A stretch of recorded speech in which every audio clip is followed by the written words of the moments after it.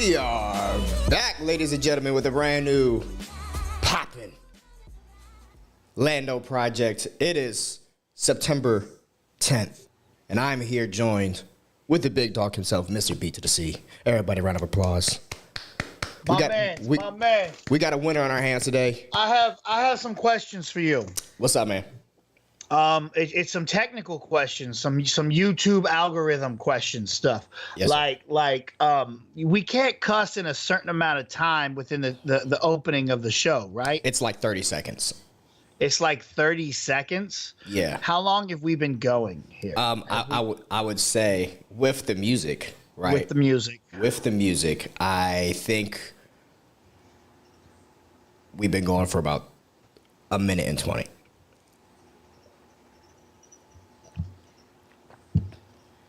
Motherfucker, what's up? Fuck the SEC. I ain't afraid of no SEC. Yep. Huh? Y'all want to call us? Yep. Y'all want to call us? They keep saying Texas ain't ready. Right. Texas ain't ready. Right. Fuck Alabama. What's up, bitch? Hook 'em, motherfucker. Hook 'em. What's up? We in this, and we ain't afraid of no SEC. We got The Undertaker. We got Matthew McConaughey. We ain't afraid of no SEC, bruh. We coming next year. We are coming. Put it in the books.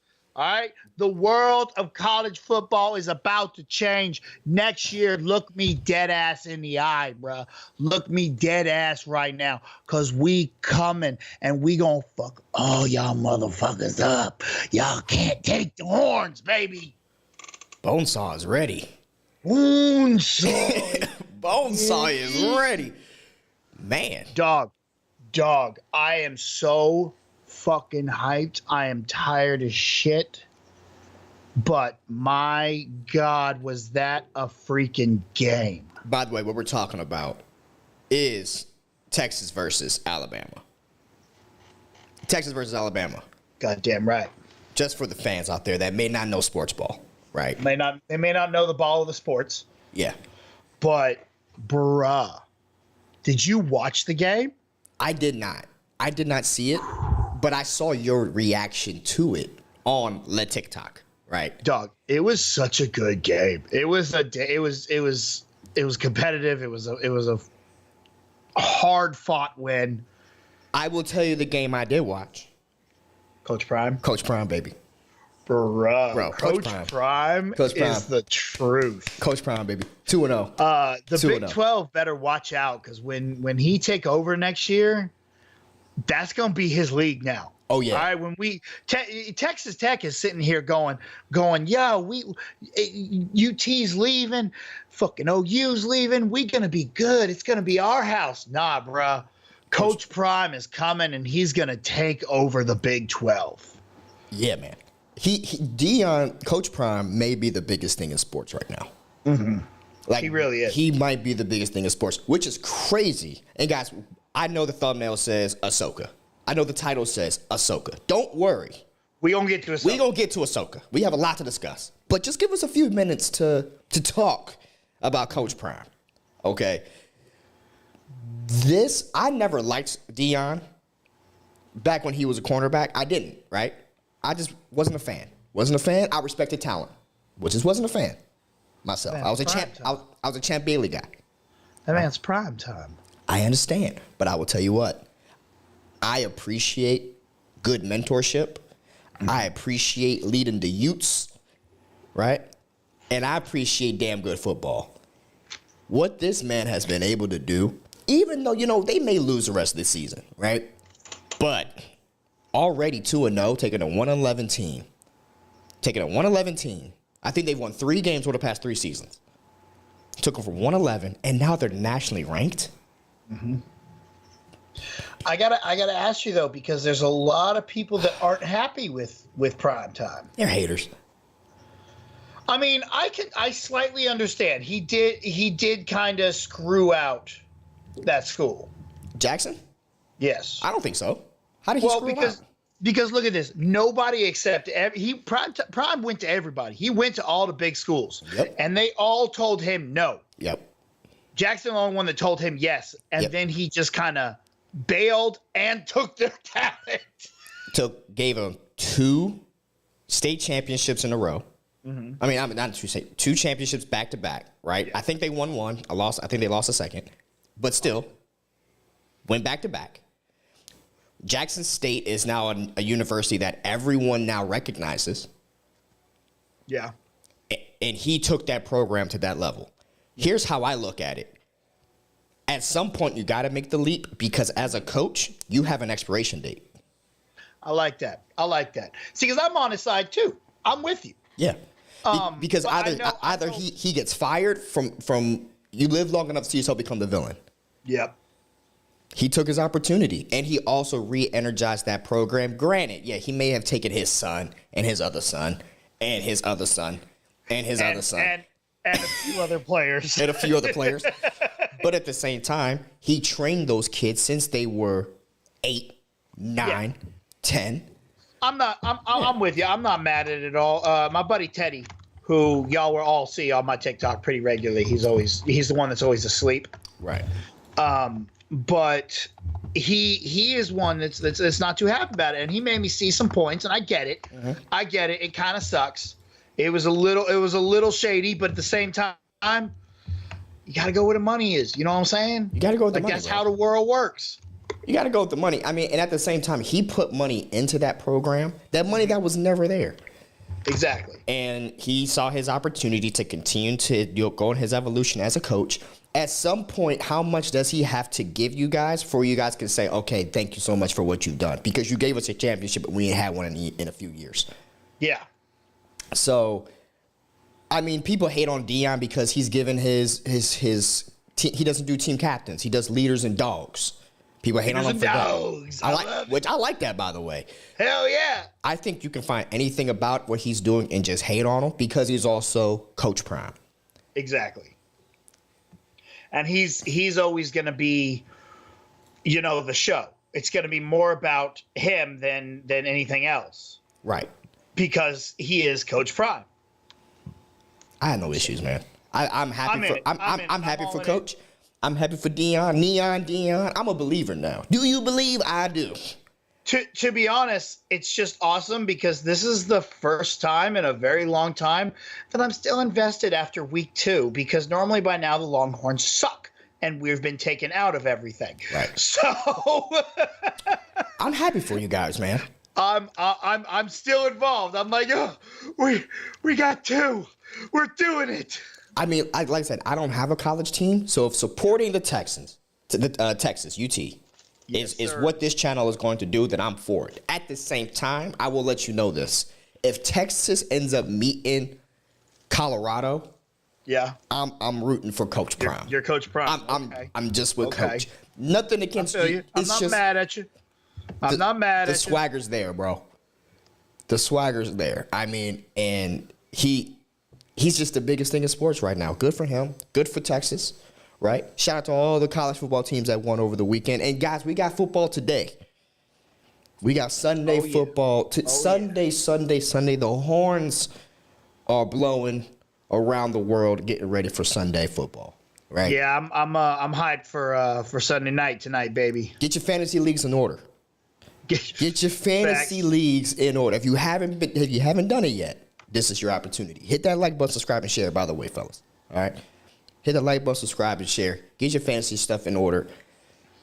Cheer on. Yo, this is the weirdest shit. So I bought this pack of stickers.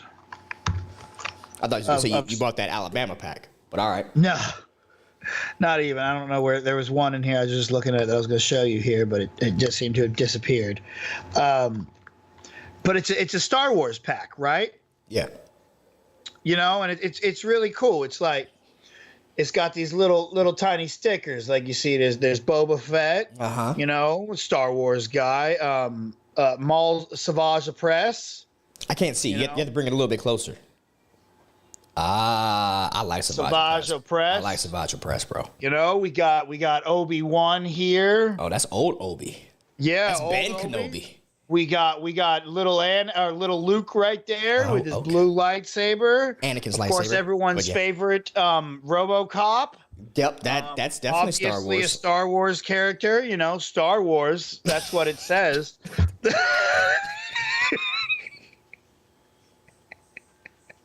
And higher up in it, there was a Hellboy. I was like, I don't remember him being in Star Wars. It's just in Hellboy's Maroke. That's what it is. Facts, bro. Facts. Hellboy's Maroke, and RoboCop is working with Ezra. Oh, that's where RoboCop is. That's where he is. Okay. Yep. He's in the Outer Limits. Okay. Yeah, man. That makes a lot of sense. Guys, we had a fantastic week of Star Wars. Oh yeah. Episode 4. I want to get into this. I know you have some stuff you want to talk about, but I want to give the fans what they hey, came look, for. man, I just did that as a good little segue, dog. I love it. Was that not genius? It was pretty solid. Pretty solid. I like it. Last week, if you remember tuning into this episode of Lando Project, I had some complaints, if you will. I had some minor complaints. I said how much I was enjoying it, but I also had some disappointments up until understandable. Fair criticisms. This week's episode was fucking perfect. This week's episode was fucking perfect. Not only did damn near everything I say was going to happen. Bro, you called this shit. It is insane. I was sitting there watching. I'm like, this motherfucker. A broken clock is right twice a day. You know what I'm saying? Apparently, like several times this day. I had a lucky game. My parlay was damn near perfect, bro. That's a good parlay. My parlay was pretty good, which made me happy. They took the chances and the risks that I wanted them to take. The writing was spectacular. Mm-hmm. The character development that happened was phenomenal. The score interrupted the screen. The visual effects was stunning. I got all the Balin in the world, which, by the way, Balin may be my favorite Disney-era Star Wars character that they have introduced. And it's so sad because we're not going to get him anymore. Bro, he Heath Ledgered this, man. He really did. He Heath Ledgered this. Ray Stevenson, thank you so much. And you know what? If you was going to depart this earth, thank you for what you left behind. Because Balin is up there high on my list of Star Wars characters. High, bro. I could not just the way that they pushed the narrative. Anakin showing up, the world between worlds. Sabine. I said she was going to go Sith, right, or to the dark side. Yeah, she made a decision. She made a decision, and it was not a good one, I don't think. It was a decision, right? And it was a decision. We got some Hera action. Still no Zeb, which I would say that was the opportunity to bring in Zeb. If I was going to keep it a buck, that was the scene that Zeb should have been in. When Hera got the homies, Zeb should have been there. Fantastic. I thought RoboCop was a Mandalorian. I respect that. I respect it. That's good. That popped me, bro. I just closed out my chat. Damn it. I don't know how to get it back. But it was from, I don't know. I had the chat up so I could see it, and now I can't see the chat no more. So I don't know. I closed it. I don't know what's going on. I don't know what's happening. It happened. But, dude, from top to bottom, this was a perfect episode for me. 10 out of 10. No complaints. No complaints. This was how you do it. I think this was the most solid episode. Well, okay, hold on. You say no complaints. Yeah. I'm going to get my one complaint out of the way. Okay. We, as a Star Wars community. Yes. Probably shouldn't have complained about de-aging Anakin and Obi-Wan. Fair enough. Fair enough. Because when he popped up, I was like, Anakin. Ooh. Oh, Anakin. Something looks off, buddy. Oh. I don't hate it. I'm fine with it. I'm not one of those people that get all up in arms about CGI that much. You know? If you know, people complain about the Flash CGI. Yeah, stuff looks bad, but you know what? I can get over it. It's a fun movie, fun show. I don't look. They do their best. They work hard. I don't mind the CGI de-aging, but it did definitely look a little off. I'll say this, man, because I got the picture put up so the fans can see it. Yeah. I honestly think the CGI wasn't bad. Everyone is like, "Oh, it's terrible CGI." We haven't cracked. What's it called? The Hidden Valley. Yes, the Hidden Valley. Or definitely. the Hidden Valley's Ranch. The Uncanny Valley, right? We haven't cracked it yet. Hidden Valley, bro. But for what we got. Oh, shit. Oh, my God. Yeah, that's my bad. That's my bad. I just went with it. Not like I did any better. I honestly thought for what we got, it looked okay. Oh yeah, it looked fine. And it was just a little notice. I was like, ooh. It was a little noticeable because even I was like, ooh. But hey, it was better than Tarkin. It was better than Leia. I think it was better than Luke in The Mandalorian. Oh, I don't know. I thought Luke was really good in Mandalorian. Looking back at it, though, go back and look at it again. I have. I've gone back. I watched an episode before I started Ahsoka. Yeah, I went and rewatched it again. It's okay. And honestly, though, narratively, it works for me. Yeah. I mean, if your one thing is, oh, the CGI, and by the way, there's a YouTube channel called Collider Crew where they break down a lot of visual effects. Yeah. And I've gotten to have a whole new appreciation for what the visual effects artists have to do. Because, oh, yeah. No, I got in. That's why I don't get too angry. Yeah. Because the amount of work that they do and for how it comes out, I'm like, you know what, bro? That's a lot of fucking work. See, I think CGI is an interesting thing because, like, yes, it can take you out of a movie, but if a movie's good enough, even if the CGI is not great, I can overlook it a little more. You know, like with The Flash, I had so much fun with that movie that I didn't really care that some of the CGI was a little off. Right. You know? My biggest concern or complaint about CGI normally tends to be background CGI. Background CGI. If I could tell it's a green screen in the background, then I have an issue. But when we're trying to de-age people, I always try to give them the benefit of the doubt because of the Hidden Valley, right? We just can't figure it out. We haven't gotten there yet. And I thought it was fine. But if that's the one complaint, bro. Yeah. Come on, man. That means, how about the story? Was the story solid? How about the acting? Was the acting solid? How about the character arcs? Was that solid? Was the music solid? Like, everything else was, to me, perfect. And you know what, though? We bitched about Anakin not being de-aged, and they gave it to us. So stop bitching. Yeah. I did. That's what I said. I said, we probably shouldn't have bitched about it. You know, so you got what you wanted. You got what you wanted. Tough titty, bro. But honestly, dude, I'm so excited. So let's get into it, man. This episode of Ahsoka, episode 4, Fallen Jedi, which I think was a very aptly named episode, right? Because one of the things I do like about Star Wars are the names, like the whole episode 1, episode 2, episode 3, and why they're named the way that they are. Yeah. And I like the double meaning sometimes that they can have. So you can look at Fallen Jedi as the Balin version, right? You can look at the Fallen Jedi as being Ahsoka. You can look at the Fallen Jedi in this episode being Anakin, right? There's multiple ways. You can look at the Fallen Jedi being Sabine. You can look at the Fallen Jedi being Sabine, right? So there's many ways that you can interpret that, which one is phenomenal.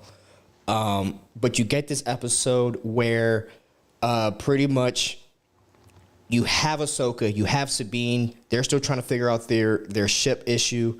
They're attacked by some droids.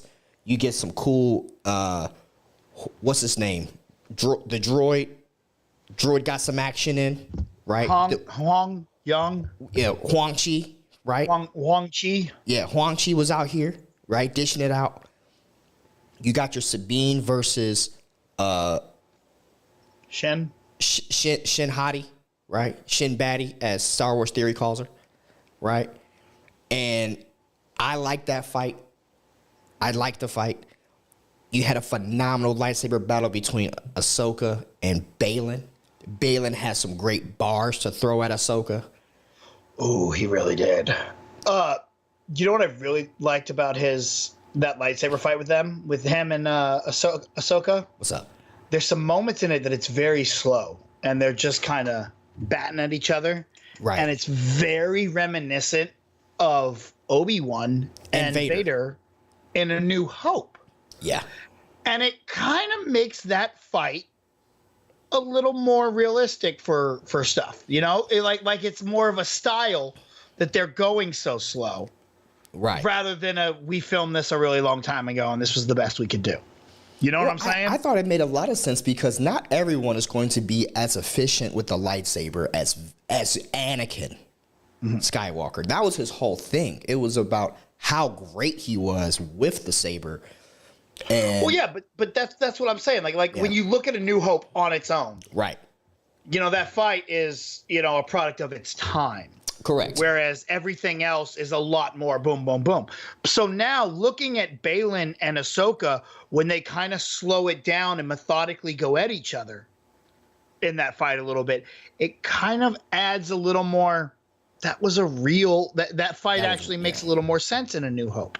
Yeah. You know, it really fits in. It brings it to life like it is its own style of saber fighting, because you know there's so many saber fighting styles. You got so many forms. Yeah, they transitioned through Form 1, Form 4. Yeah. Very well. And man, they didn't nerf the lightsaber this episode. Yeah. I felt the lightsaber again, right? Mainly with Baylan. Baylan was just straight out strengthening Ahsoka. Oh yeah. But he was also nimble, man. There was a part in the fight where he does like a spin jump. And I was like, go ahead, Rey. Go ahead, Rey, with your 56-year-old niece. Go ahead, bro. Ahsoka looked good when she does the little side kick thing. Uh-huh. That was awesome. Fantastic is saying Ahsoka shut down Baylan's talk real quick. I don't know, man, because Baylan seemed to outclass Ahsoka in that fight, in my opinion. I also want to know his connection to Anakin. So, because there's something real there, because he knows Anakin was Vader. So here's my thought on it, because this is after Return of the Jedi, right? If I'm not mistaken, in the lore, it is known that Anakin Skywalker was Vader, because with Princess Leia in the books, a lot of people turn their backs on Princess Leia after the rebellion stuff, because they figure out her relationship to Vader. Oh. And that's why you got her kind of having to do the resistance, and Mon Mothma's still over there doing the rebellion stuff, and that's why Leia has to form the resistance, right? Because a lot of people, they turn their back on Leia once they realize she's the daughter of Vader. She's the daughter of Anakin Skywalker. Huh. So I think at this point, people know Anakin Skywalker was Vader. That would be in the know. I'm not saying everyone does, but the people that would be in the know would know. And that can give it to that. That would give it some credence there. The second thing would be to this. How does Baylan know Thrawn? Because Thrawn already figured out Anakin was Vader. Yeah. Thrawn knew it. So if Baylan had already been associates with Thrawn, hence why he's determined to help get Thrawn back, there's a possibility that they had that conversation. But then there's also the possibility that Baylan has special force powers where he can read people's minds. And that was a theory that I started to get through the episode, because how does he know about Ezra Bridger, dude? Well, there's that scene where he sits there and right when he's talking to Sabine, and it's kind of like that, you know, when is he reading her mind? Kylo does he feels the thoughts, right? Just like Vader did with finding out about Leia. Oh, sister, so you have a twin sister, right? Obi-Wan was right to hide her from me, right? So so he's kind of feeling her thoughts, and it's like, okay, your thoughts are on your boy Ezra. Right. So maybe there's a possibility he also did that with Ahsoka, with her knowing, and he can learn the Anakin stuff that way with Vader. There's many different avenues that they can take. I'm not hung up over that, but it is an interesting thing about how does he know, and did he have a run-in with Vader at some point? That's always a possibility. I don't think he did, just because Vader believed that he was the last one. But at this point, there's 8,500 Jedi who have survived Order 66. Yeah. Right? There's just so many. Yeah. But I'm not upset we still got Balin, because Balin was just legit. I'm cool with him. Make some new shit up for me to figure out about Balin. He's dope. There was in the episode, man, there was a scene where Ahsoka, enraged, I would say, when she sees Shin, thinking Sabine got killed, and she force chokes.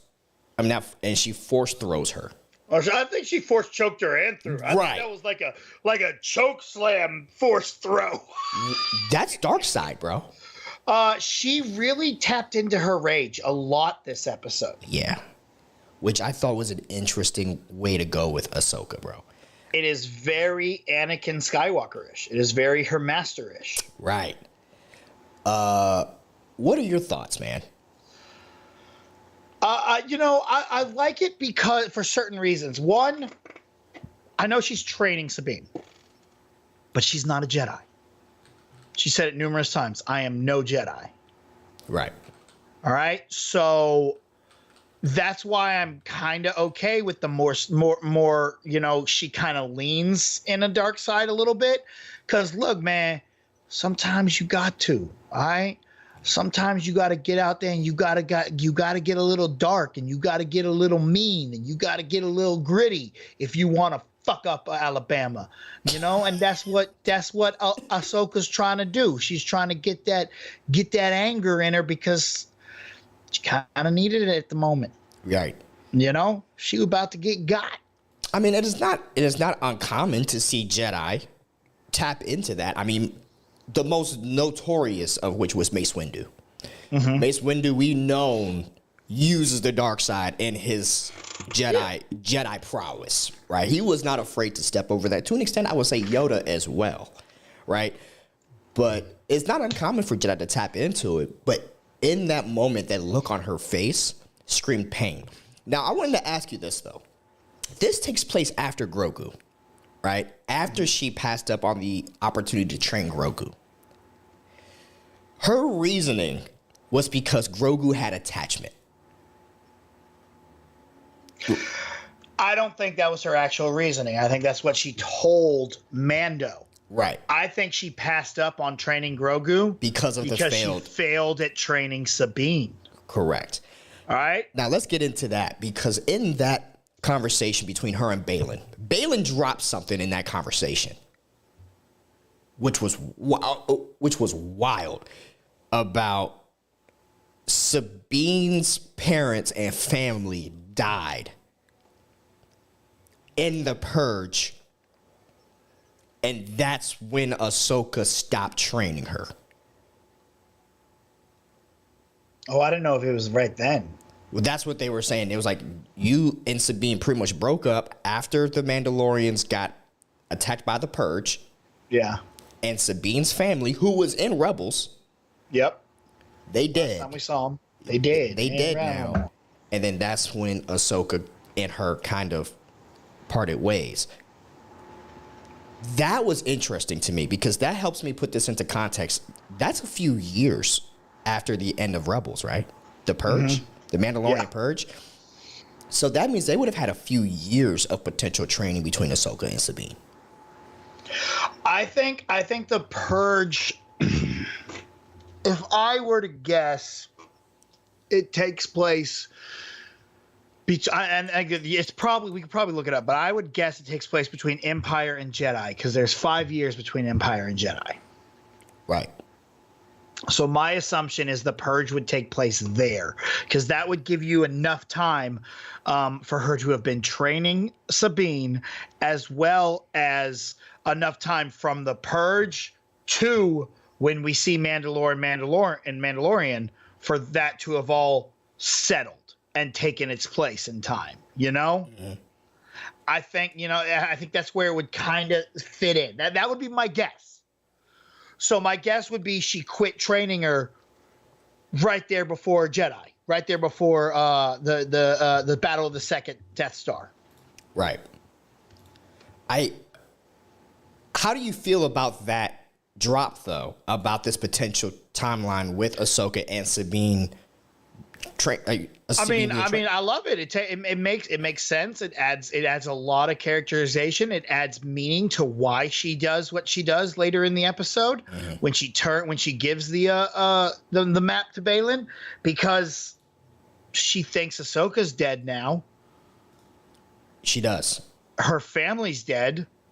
The only family she has left is Ezra, and this is my only way to get my only family. All right, cool. Let's do this. You know, so it draws me in, and I'm on board with it. Now let's move on to the cliffhanger of the episode. Mm-hmm. Ahsoka dies from the context clues that I gathered, and she awakens in what we know is the world between worlds. Yes. Some people don't want to do the world between worlds stuff. Some people do want to see the world between worlds stuff, but it doesn't matter because we got it. Yeah. Anakin is there. Mm-hmm. One, tell me how you felt when you saw Anakin pop on the screen. Take me back to a BC in time watching that. How did we feel? I literally out loud went, ooh, we shouldn't have bitched about de-aging him. Literally, like, I'm not kidding. Like, I immediately X'd it. Do you X now? What do you? Because we don't tweet anymore.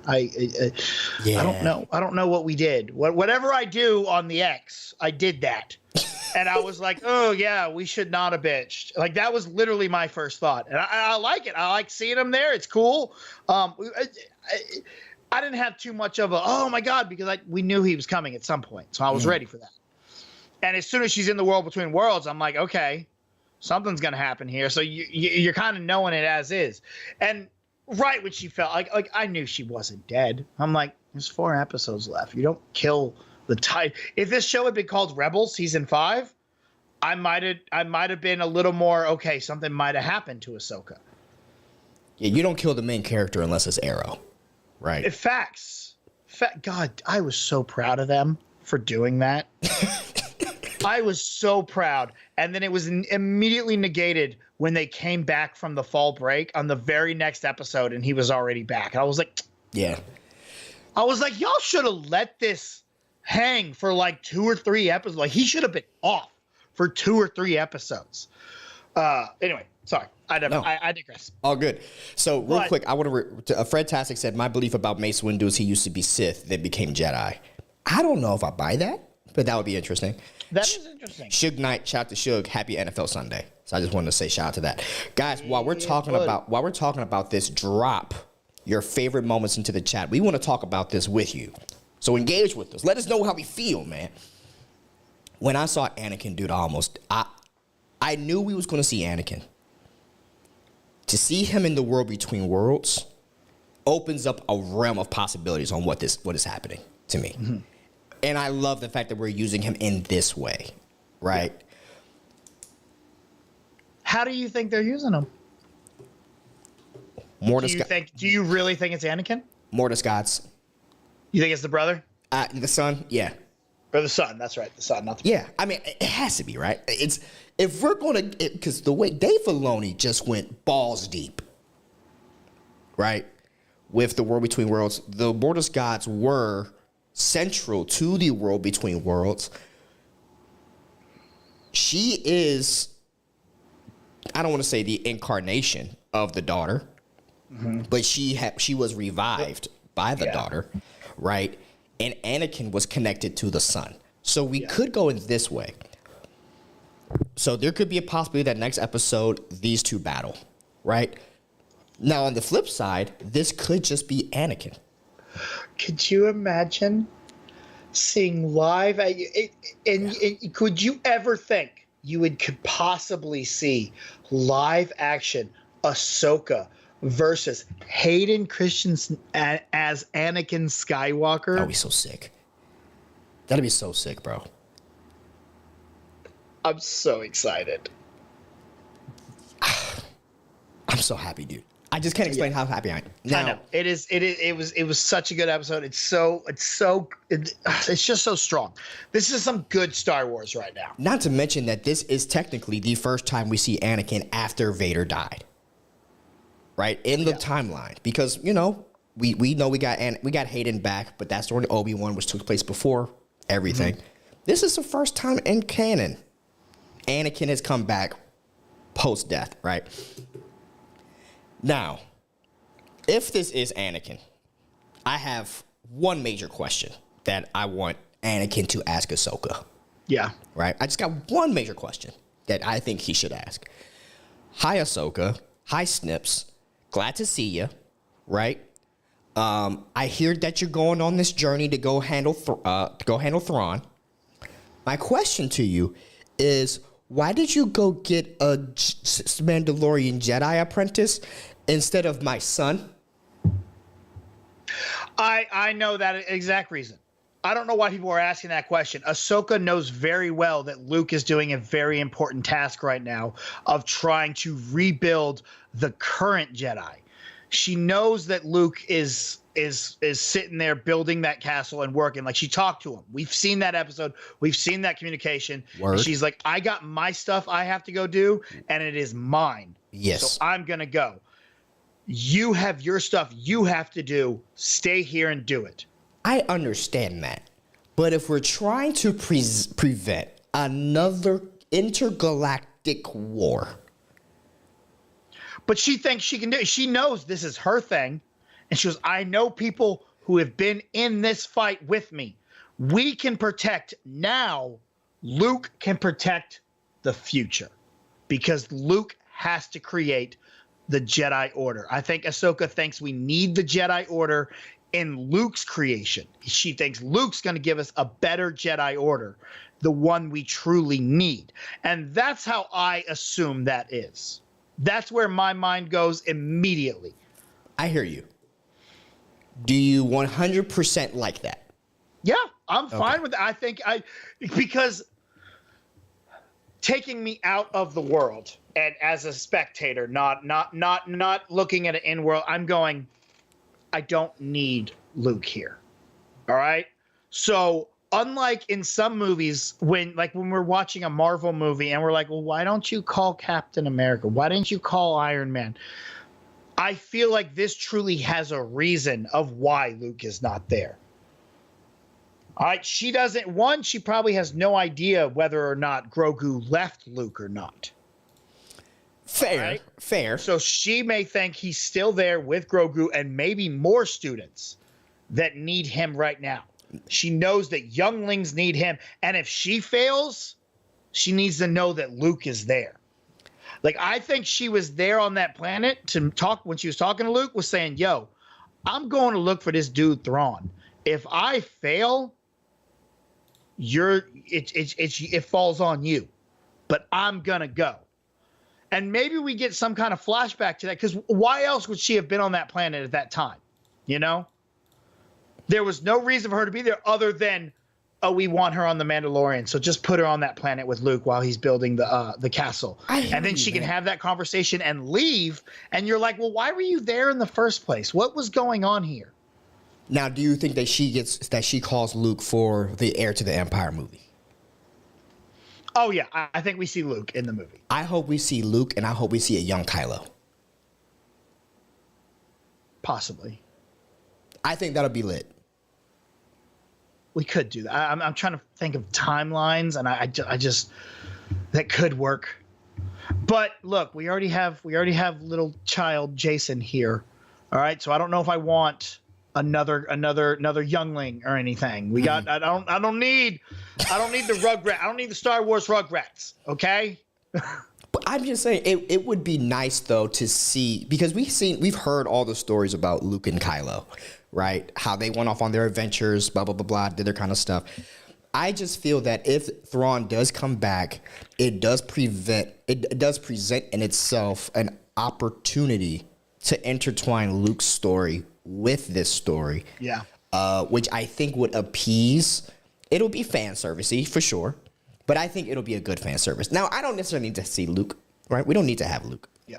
But that would be my question. If I am Anakin, just sitting back, like watching all this shit happen, like, hey, girl, listen, you out here, you the homie.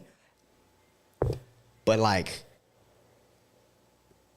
Shador Sanders is out here, bro.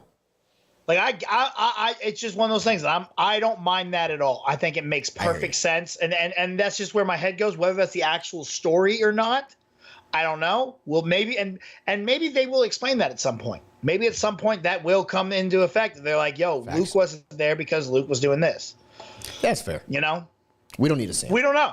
We honestly don't know because we're still halfway through the story. I think it's also a little bit of the let's not recast Luke. True. I think it's a little bit of that also. And I also think it's a little bit of... Look, I think at some point we can recast Luke. And I'm not trying to sound morbid or anything like that, but we are not recasting Luke while Mark Hamill is still with us. Okay? Yeah, that's true. Just not going to happen. No one else is going to play Luke while Mark Hamill is still possibly alive to do the job. All right? I hear you. Now, let's get to the chat here. So, Suge Knight in the chat, shout out to the homie Suge. She's not dealing with regular Sith. She's dealing with regular people. She doesn't need Luke right now. Fred Tastic says, I'm with BC about Luke. And then Suge Knight's back. He says, I'm over the Skywalkers. Let's get other character story. I hear you on that. At the same time, we still got a Skywalker right now.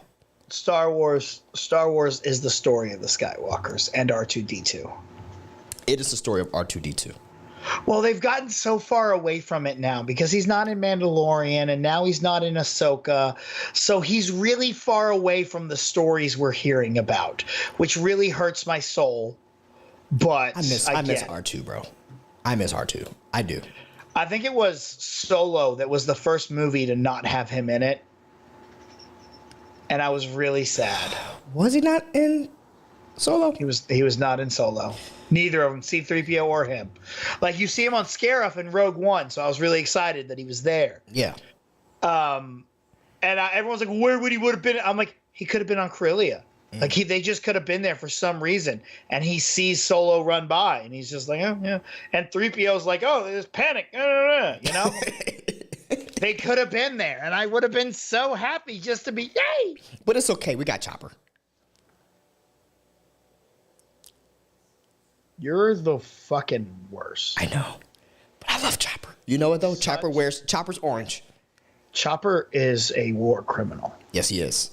And he's my favorite war criminal. Have you watched the new Rockstar's breakdown of Rebels? Eric Voss has a issue with Chopper, and I am aware. Okay, I'm on board. I'm with. You know why? Because he speaks the truth. Chopper's a horrible piece of shit. But he's my horrible piece of shit, and I love him so much. Oh my! He's my half squad. You're the worst. He's my half squad. All right. Now let's get into next episode, right? Let's get some predictions out here. Did you hear about the next episode's gonna be in theaters? Yeah, man. Select theaters. They're gonna be that. Dude, that means this is gonna be some super secret squirrely shit happening. Yes, something big's got to happen here. So, with that being said, what is your biggest theory? What happens? I'm not gonna lie to you. I do not have any theories.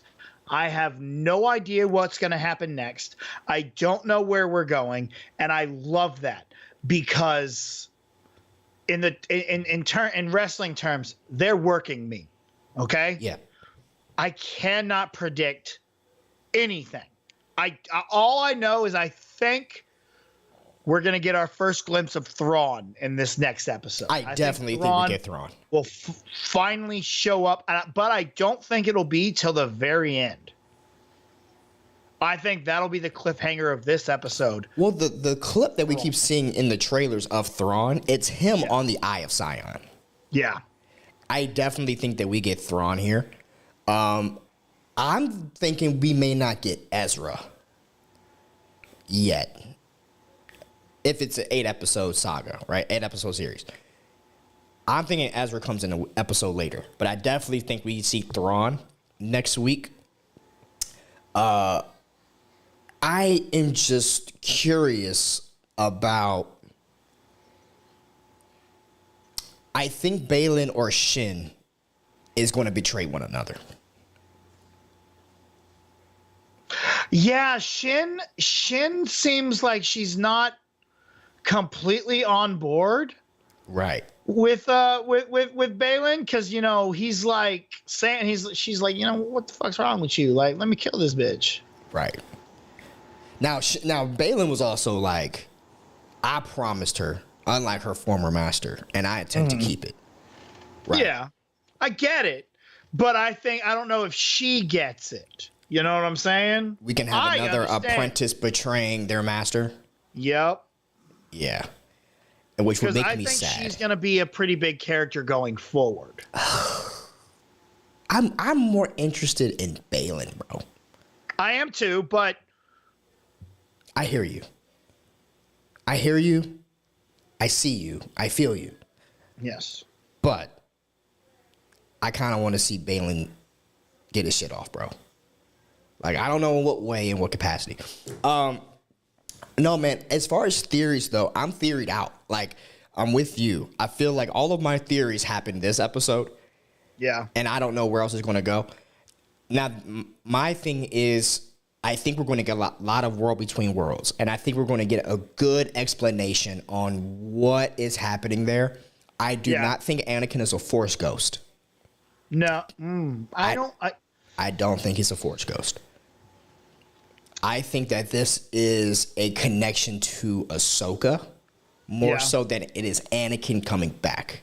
Okay. I think it is just a premonition or a vision that could be Force impacted, but I don't think it is post Vader dying. This is Anakin coming back. I think this is more of what she needs to hear. This is her going into the cave, right? Remember how Luke had to go into the cave and figure this shit out? This, to me, is her going into the cave. And the rumor that people have is if you look at Rebels, she's in the white cloak when she picks up Sabine. She's in the Gandalf the White cloak. A lot of people online are talking about maybe this is her Gandalf the Grey turning into Gandalf the White. And she is going to enter back into a point in time and reset some of these events, but as Ahsoka the White, which will pick up at the end of Rebels. Because at the end of Rebels, Sabine and Ahsoka are there, but she's in the white cloak with the staff. Okay, so here's how I'm thinking that is. Right. Lay it on me, man. She picked up Ahsoka at the end of Rebels to start training. They failed. Or she picked up Sabine, my bad. They failed. She went right back and started it again at the same place. I think that's too, you know what I'm saying? Because Grey was second, technically. I thought White was second. No, White was in Rebels. Grey was in Ahsoka. Right. Okay, yeah. You're right. So you think that... And I think this is going to be nothing more than knowledge for Ahsoka in the World Between Worlds. Because I watched the whole clip of Dave Filoni talking about it. And he's like, this is not meant, we're not going to change time with this. We're not going to change anything with this.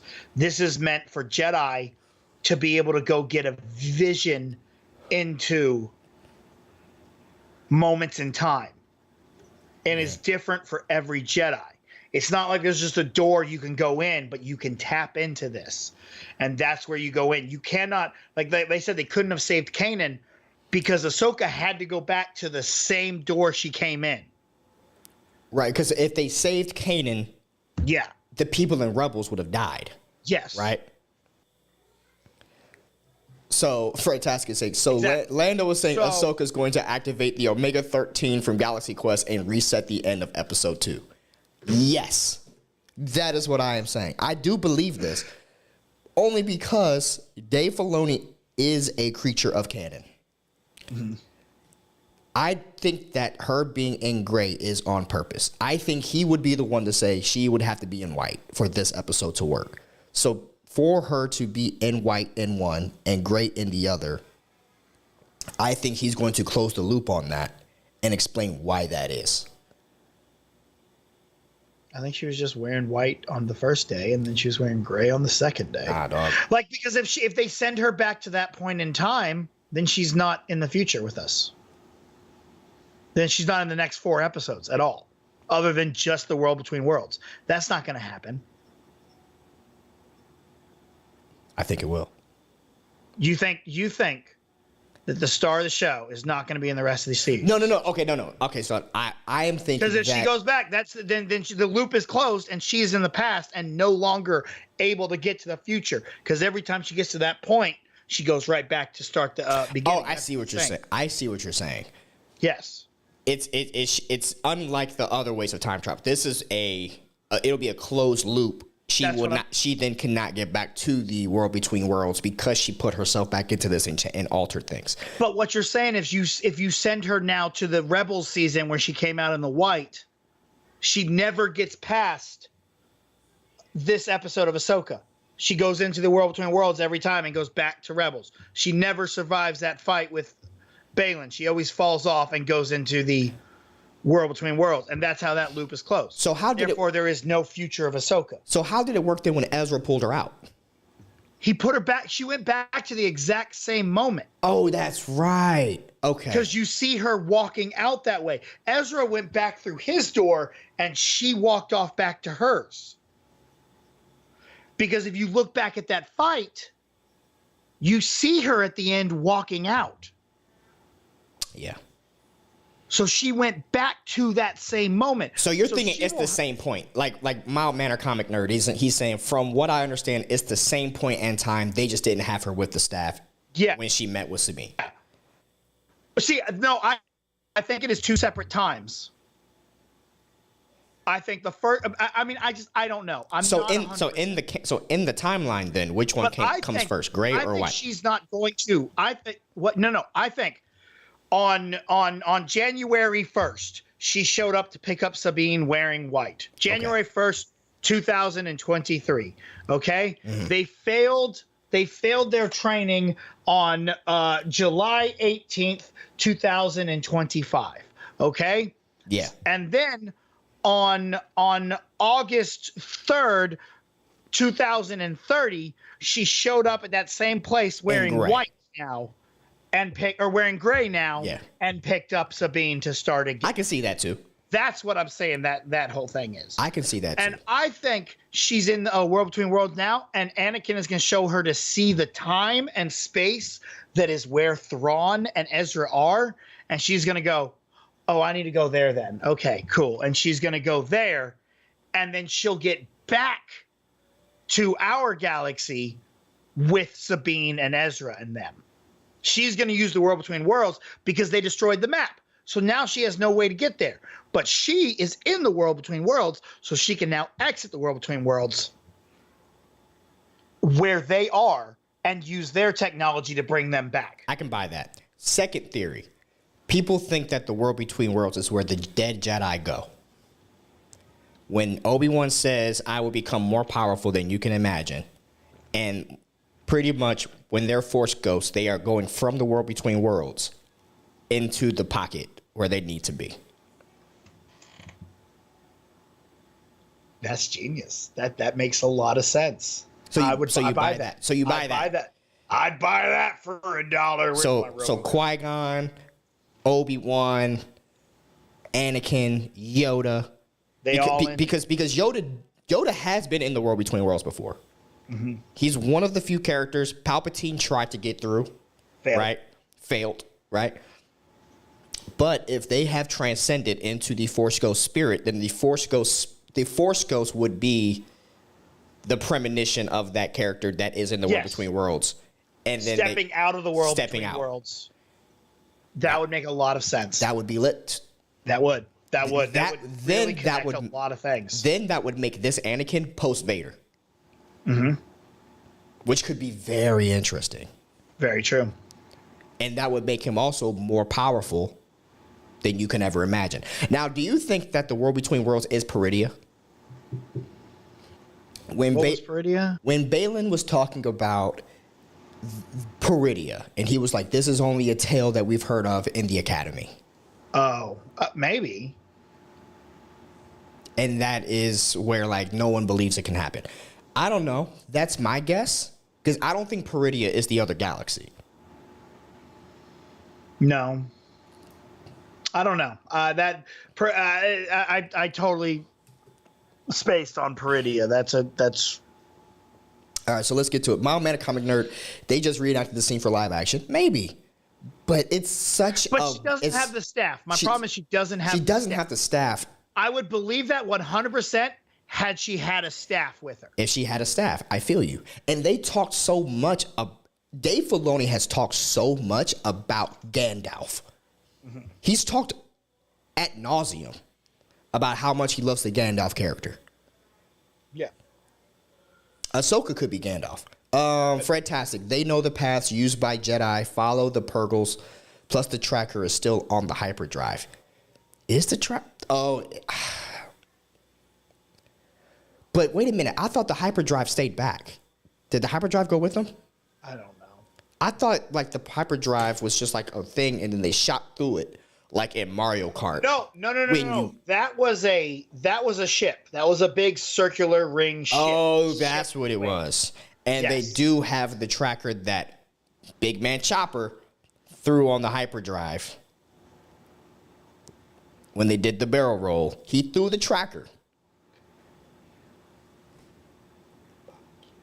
Word. Okay, I hear you. But they did throw the tracker on there. Did they hit the hyperdrive or did they hit the ship that was carrying the hyperdrive? I thought they put it on the hyperdrive. I don't know. I got no idea. Guys, do you remember? Was it on? Help us out. Was it on the hyperdrive core? I don't think. Look, have you ever seen Star Wars to go, all right, we threw a tracker on them. They track them to one place and then track them to another place? Ever? No. It's kind of lazy. Yeah, that's not. Yeah, I don't think that's good. I think, hey, yeah, we put a tracker on there. Trackers in movies and television only work to the first location. The other theory, Ahsoka has it burned into her palm. That's possible. But I still do think. I mean, I don't know. Maybe she's going to get out and take a Hera and them to the other side. I thought the other side is going to come to us. That's what I thought. But who knows? Monumental Comic Nerd, the world between worlds is not where Jedi go to die. They learn how to be a Force ghost by training, a specific training. I understand what you're saying. Now, that specific training comes from technically the Wills, right? And then you had the Shaman of the Wills, which is where Qui-Gon learned how to train. He trained with the Shaman of the Wills, did not complete his training, hence why you can't really see. He did not know how to be a physical impersonation. But at the same time, the Wills, who were the original characters of Star Wars, if you go back in your lore, were deemed to be the strongest. I am not saying it's not far-fetched for the world between worlds to be where the Wills are residing. Facts. Right? Because they got to go somewhere. And if the world between worlds is the quantum realm, essentially, right, for Star Wars, the Wills could be there. Hence, their power could be manifested from there. Hence, that is where they go. I'm not saying that is what is happening, but it would make sense in that regard. Yeah. Because Dave Filoni has tried to explore the Wills. George Lucas tried to explore the Wills, but the Wills were so far out there. I don't know if that's where we're going with this or not, but to me, I think it makes a lot of sense for them to be there. Fred Tastic is just saying he says it's the hyperdrive, so he thinks it is on the hyperdrive. I'm with you, though. Double bouncing off of the hyperdrive twice. Yeah. Is kind of whack. Yeah. I don't see that. I don't see that being the direction we go. No. Do you think we get Zeb this next episode? I don't know. I hope. They blew an opportunity to have Zeb. Yeah. blew a big. I don't know why he wasn't one of those fighters. He should have been. By the way, last time we saw him, he was with homie. I got what's beef. his name that was there? I got beef.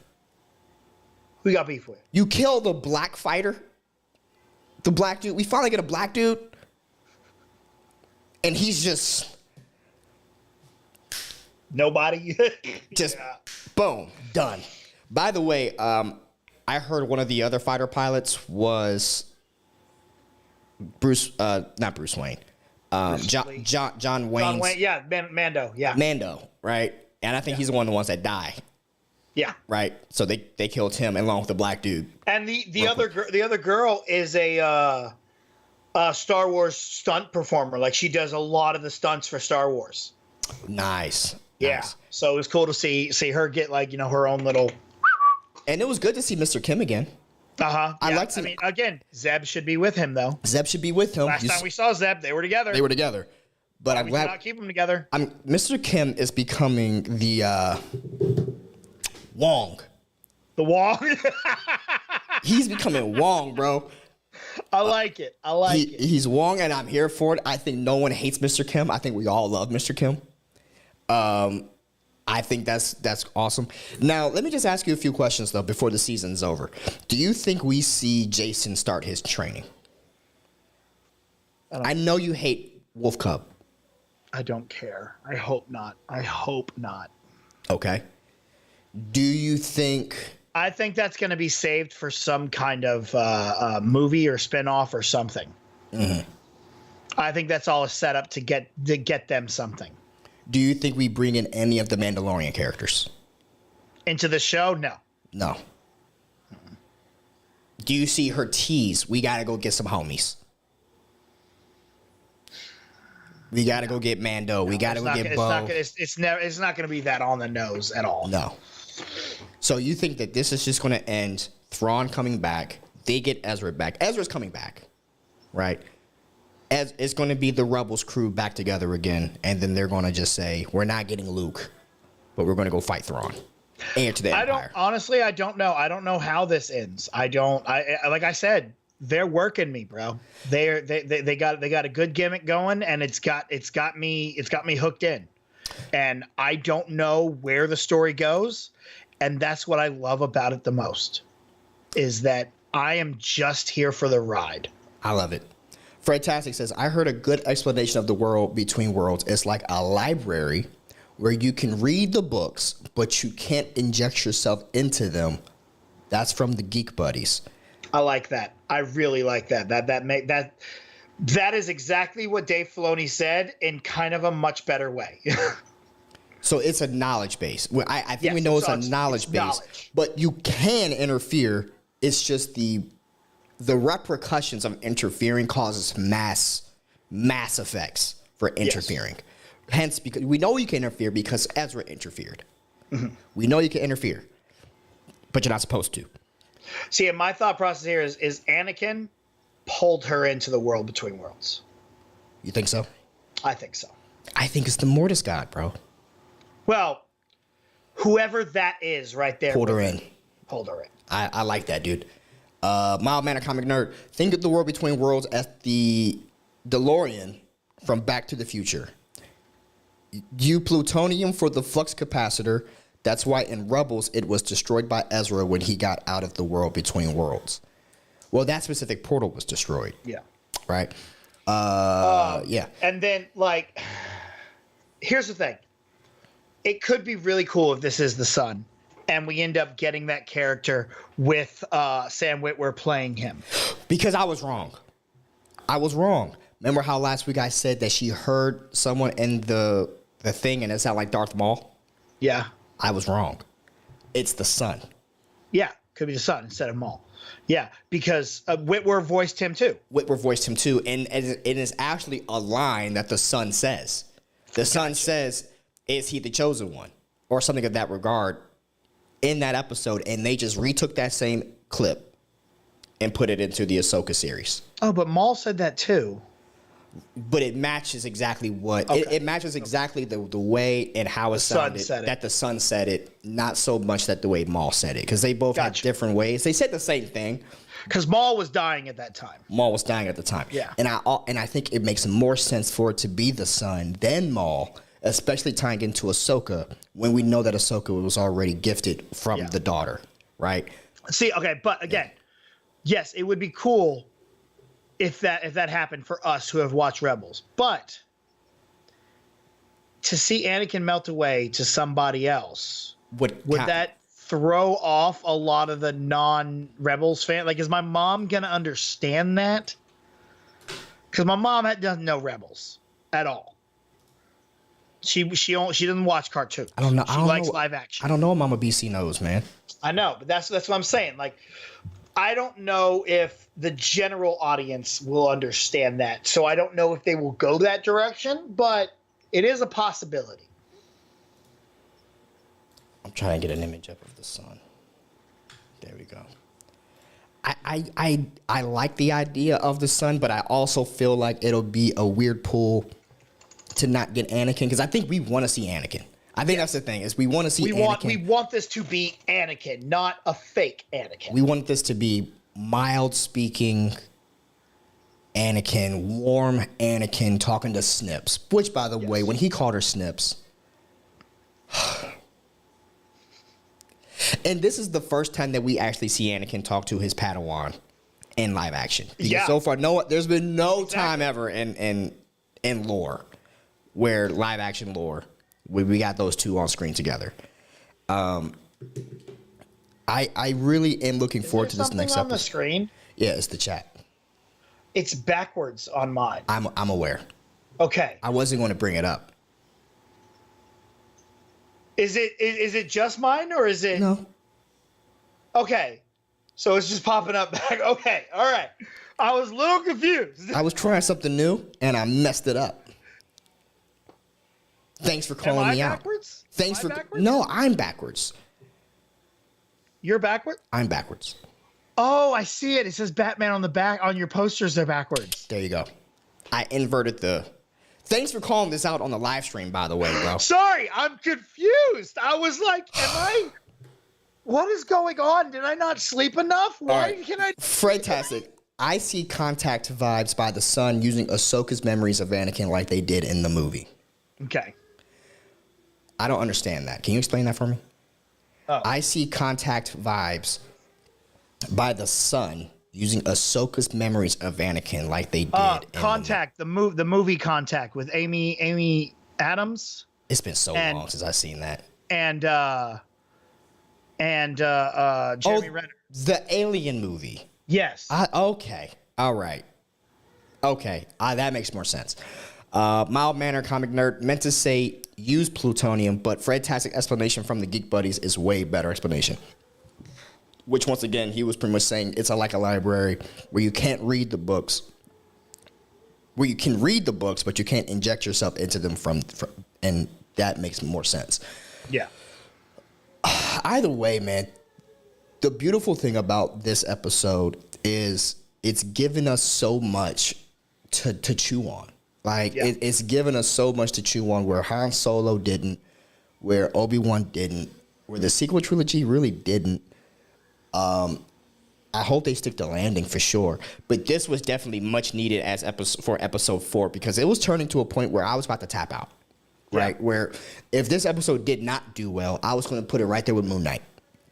Right? Yeah. Solid opening and then lackluster finish. But this one ramped up my excitement. There's so many different ways you can go with this.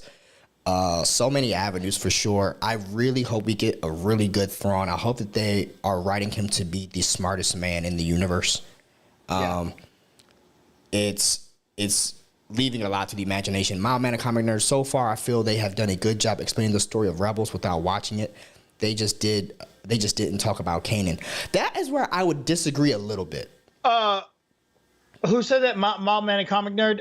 So answer this, Comic Nerd. Did you not watch Rebels? I would love to know someone's opinion of someone who has not seen Rebels.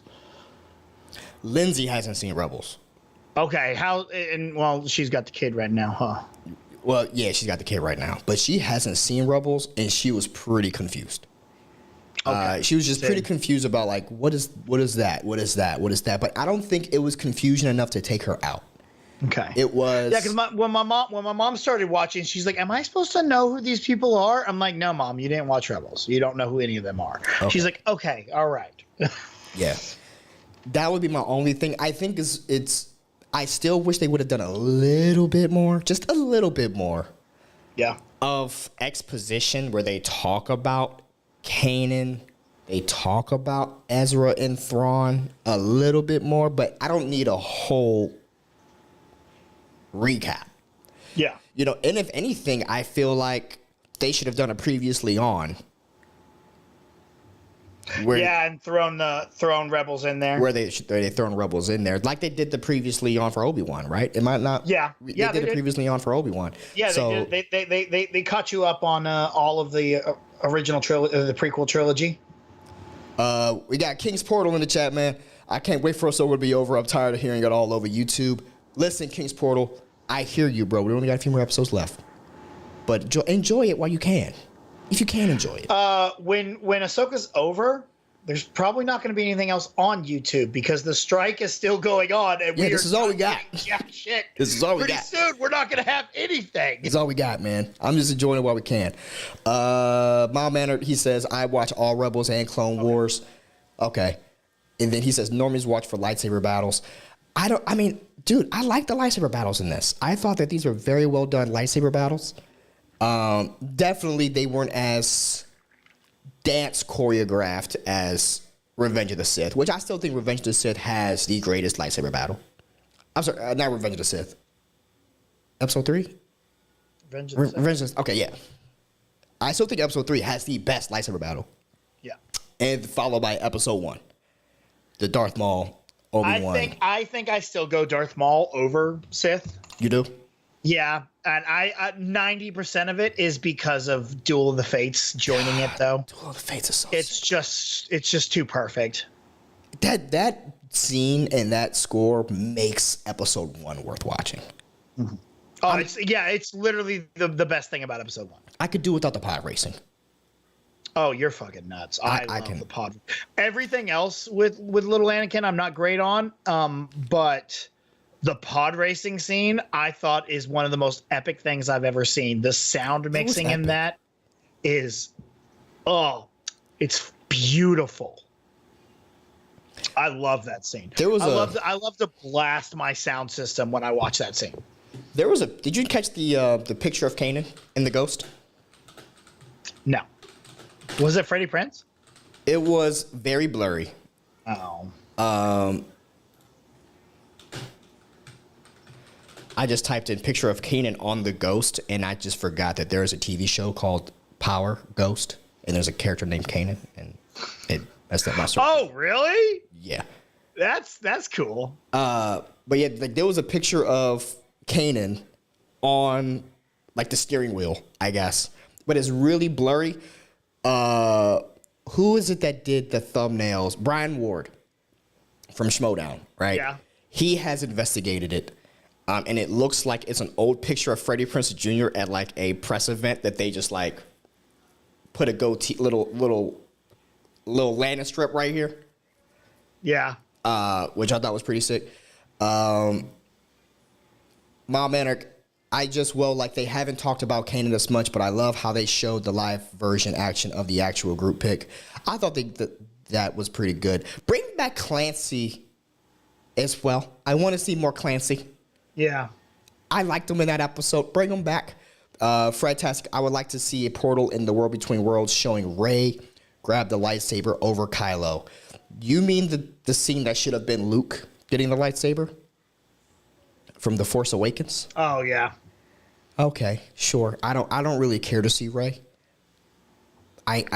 You can leave Rey all the way out of here. I don't want the sequel trilogy ruining what we have over here. I don't need to see Rey, not for a completely different reason. I just don't think we need it. I don't think that's a nostalgic that we need right now. Mild Matter says Maul only used the Force once in that fight it was just to open the door with debris. Is that the only time he... Yeah. That was it. But remember, though, he hit him with the... That's how badass that lightsaber is. He didn't even need to use the Force. Dude, Darth He's Maul. like, nah, I'm good. A little cocky. Darth Maul was so slept on, bro. Mm-hmm. Darth Maul was so slept on. I'm glad he got his comeback. I'm really glad that the animated stuff gave him such a well comeback. Yeah. And I really wish we could see him running Crimson Dawn. Yeah, man. I want to see Ray Park back. I want to see that live action him and Kira. I want to see it. I don't think you're getting it, dude. I don't think we are either. But God, I would love it. I think you're going to... The odds of you getting that is the same that you see Sinestro from the end of Green Lantern return. Like, it to me, never going to be talked about ever again. Yeah. I want them to because it was such a good plot point that they opened up. But I don't think we'll ever see it, especially now that we're in the Filoni-verse. I don't see us getting it. But, never say never. True. Never say never, right? If Filoni's now the CCO over there, I think. So, he can do whatever. He loves that Maul character. But I just think Maul wrapped up too well. I don't know if they want to keep on digging into that hole. I love the sequel trilogy way more than the prequels, says Fredtastic. I mean, good. If you like the sequel trilogy more than the prequels, I'm happy for you. I don't. I like Force Awakens. I think Force Awakens is one of the best Star Wars movies made. I can agree with you, but then again, my bar for a lot of Star Wars movies is pretty low. I mean, there to me is really only like 4 or 5 good Star Wars movies. I mean, I think all Star Wars movies are good. To me, I am legit one of those people, and it could be bad. It could be bad to be this type of person, but any Star Wars is better than no Star Wars because I remember a time where I did not get Star Wars. This is true. I thought all I was ever going to have were the 3 movies, and that's it. Yeah, I agree. And then I thought I was never going to have anything other than the 6 movies. And now I have a plethora of Star Wars content to just inhale. And for me, I love it. Fredtastic says King's Portal. Captain Phasma is going to be amazing until it wasn't. Yeah, that was a botched character, bro. Yeah, they really they really shockmastered that one. Fredtastic. Donald Glover and his brother were signed to do a Lando Calrissian series, so you might get Ray Parks back, possibly. Yeah, and apparently they're still working on that. Well, because Donald Glover, it was announced, I think, last month, or a month, two months ago. Right before the strike. I thought it was during the strike.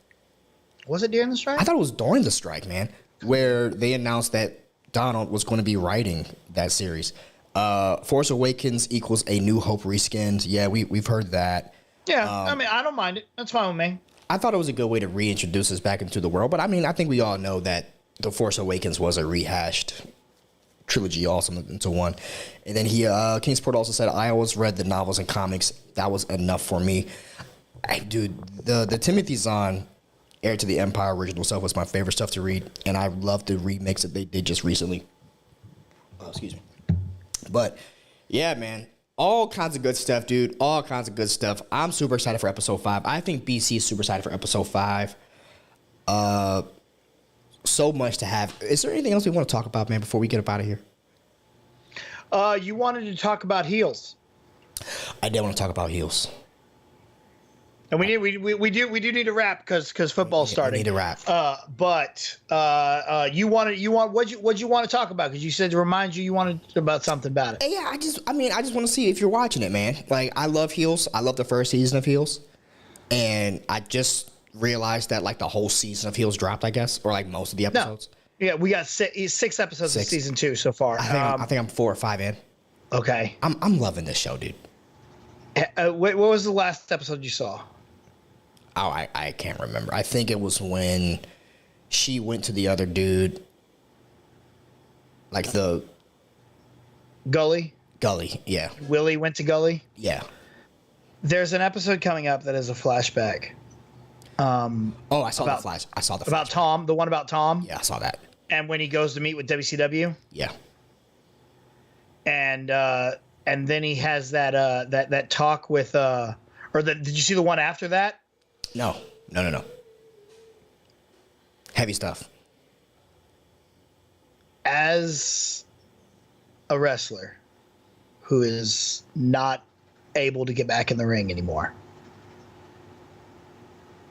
it is hitting me in a way that is just incredible. Like, I love this show so much. It means so much to me to be able to see it and watch it. And they understand Stephen Amell understands the world of wrestling and how screwed up it is, but how much we as wrestlers need it. It is the business itself is a drug, and we are addicted to it, for better or for worse. Yeah. And for worse happens more often than it should. And, it hits me because I connect so much with some of the things that Tom says in the most recent episode. Tom Spade says, and I go, wow, I am connecting. I am completely understanding this dude who ends up killing himself in the show. Yeah. And it's just, it's sad and beautiful at the same time. And I love what they do. And I don't think we're going to get a season 3. I think this is it. Yeah. I think a lot of it has to do with the strike and just the fact that it's on Stars, and it's not a subject that a lot of people are going to be tuning into. It's not So it's one of Stars' best shows, though. Yeah. And that's sad because it is such an incredibly well-made show. But Power Book 4 Force is back out. I need to catch up on my Power. There you go. That's out. Because to me, Power is the reason why Stars is even relevant right now. Yeah. But I just love Heels, man. I love what Stephen Amell is doing over there. Great show. Great sequel. I mean, not sequel, but, great season. I mean, and I love what he's doing over there. And I'm glad that he's having a second life after Arrow, right? Yeah. Knowing that he's a huge wrestling fan, right? Even when he had his moment with Cody. With Cody, yeah. And then he went in AEW's debut pay-per-view. All Out, All In. Yeah. He had his own match by him versus Christopher Daniels, and they put on a banger. He's very athletic, dude. I have so much respect for him. I know a lot of people are still angry about, the things he said about the strike and how he does not support the strike. But he supports his union. Okay. And I understand it. I saw what he said. I think he's on strike, but he doesn't want to be on strike. Right. I think a lot of people took those those comments out of proportion. Yes. For sure, because what he was saying was he wasn't saying that he was against the strike. He said he was against striking. Yes, he doesn't want to be striking. That doesn't mean he wasn't doing it. Yeah. He's still supporting his union.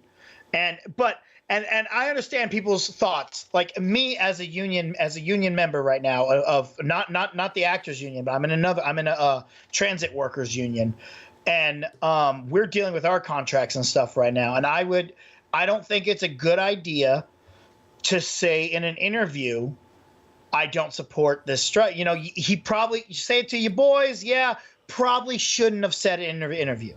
All right, that was probably a mistake. I'm not mad at you for it. You did what you did. It's fine. I don't even think it was in an interview. I think it was like on a panel. I think he was like at a panel. Something like that. He was like, we're here to talk about this stuff, but I can't talk to you about this stuff. And I'm just also not against the act of striking, which I think anyone is able to have that opinion about anything.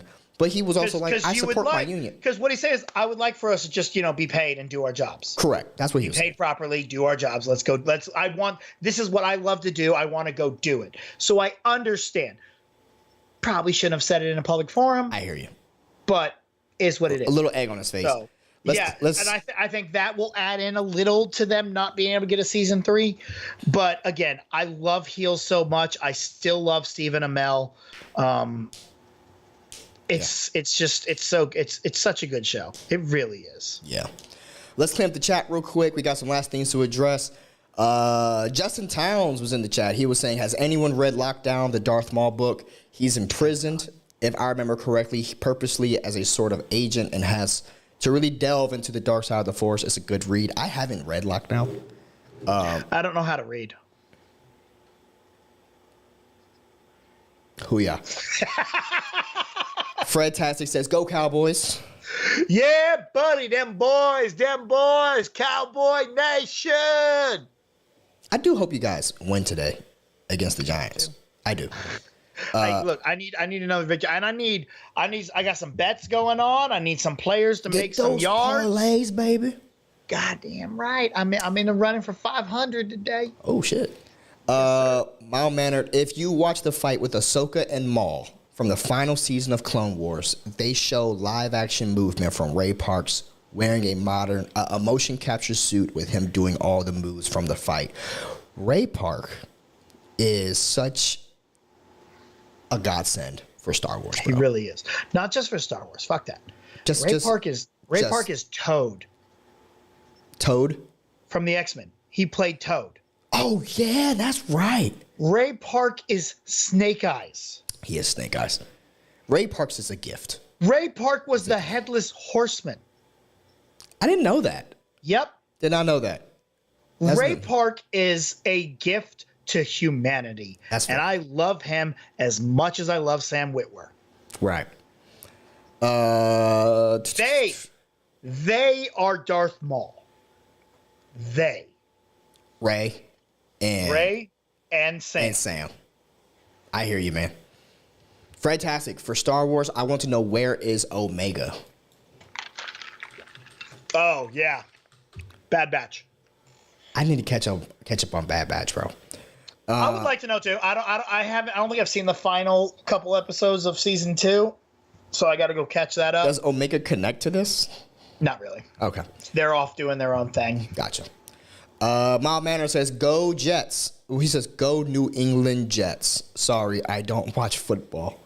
Okay. I guess a little more sense. King's Pork Cow, Justified City Primeval is all done. I've been binging it so good. That's a show I've never watched, Justified. But I hear it's just as good as they come. So I want to definitely check that out. He was saying it was a panel. He had been talking for hours that day. Yeah, I mean, that's why I said I think that they took. It's one of those things like if you do an 8-hour podcast and then they clip 2 seconds to make a big deal out of. It's like, really, bro? Yeah. Come on. Facts. BC watching the Reading Rainbow. Reading Rainbow, dude. Butterflies in the sky. What? Have you heard the DMX version? Yeah. Yeah. There's nothing Take a look, brother. We're in a book. Reading Rainbow. Talk about it. Yeah. Ray Park can't read either. That's why he never has lines. That's so fucked up. That's so fucked up. Oh my god. All right. I think we need to cut our show right there. Darth Maul, the original Shin Hati. Darth Maul, the OG Shin Hati. But yes, guys, this has been another fantastic episode, guys. I really appreciate you hanging out with us, talking Star Wars, talking Ahsoka, talking Justified, Cowboys, New England Jets. We love it. Talk about them Longhorns. Talk about them fuck the SEC. Talking about fuck Alabama. Talking about we coming. What's up? Talk about primetime Dion. Neon Dion. We love it. BC, where can people find you out there, man? Find me on all the social medias, TikTok, Twitter, Instagram, or TikTok, X, Instagram, X, Threads, at the Grind Calls. All right. Wear your orange today. I'm actually about to go change. I just wore the orange for the shirt for the show. I'm gonna go put on my cowboy gear now. There you go. And guys, you can find me everywhere, at Lando Payne, Lando Project, on all the social medias. We love you. We appreciate you. Thank you guys for joining us. And if you haven't subscribed, hit that subscribe button. Hit that like button. Help us. Hit that like button, guys. Let people know to watch Lando Project every Sunday. We appreciate you. We love you. Finger guns.